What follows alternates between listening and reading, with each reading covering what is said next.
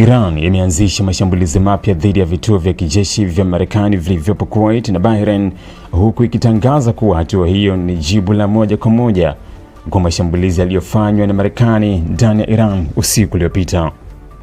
Mashambulizi hayo yanajumuisha makombora na ndege zisizo na rubani na yameongeza hofu ya kuendelea kwa kupanuka kwa mzozo katika eneo la Ghuba ya Uajemi.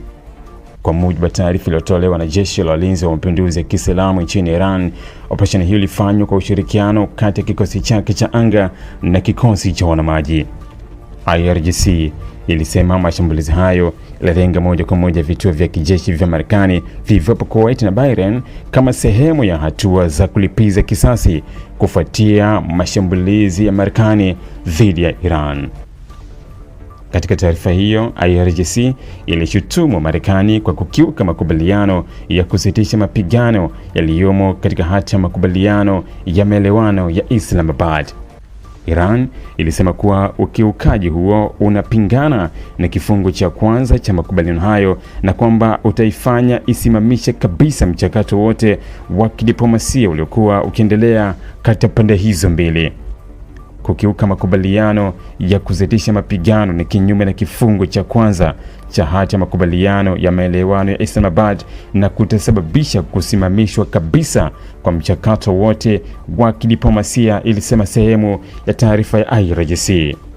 Kwa mujibu wa IRGC, uamuzi wa kuanzisha mashambulizi hayo umechukuliwa baada ya Iran kudai kwa Marekani ilikiuka ahadi zake chini ya makubaliano hayo kwa kuendelea kufanya mashambulizi dhidi ya malengo ya Iran na kuunga mkono operesheni za kijeshi za washirika wake katika eneo hilo.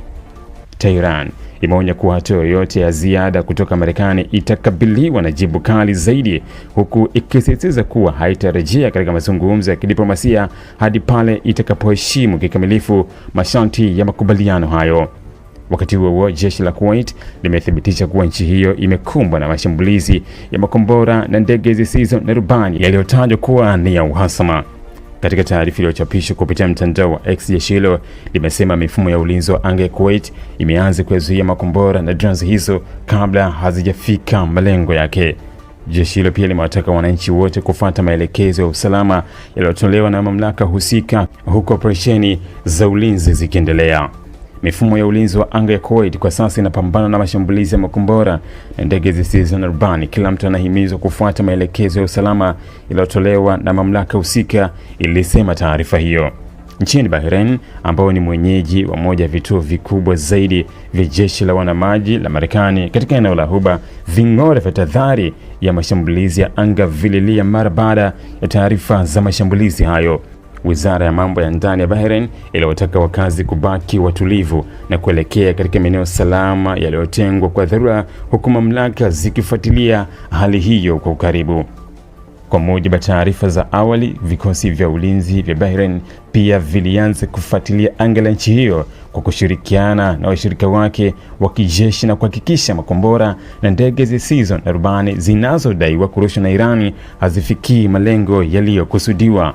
Hali ya tahadhari imeendelea kuimarishwa katika vituo vya kijeshi, viwanja vya ndege na maeneo mengine muhimu ya kimkakati ndani ya mataifa ya Ghuba. Mashambulizi hayo yanaashiria hatua mpya ya hatari katika mzozo unaoendelea kati ya Iran na Marekani, huku yakionyesha kuwa Tehran sasa inalenga moja kwa moja miundombinu ya kijeshi ya Marekani katika mataifa washirika wa Ghuba.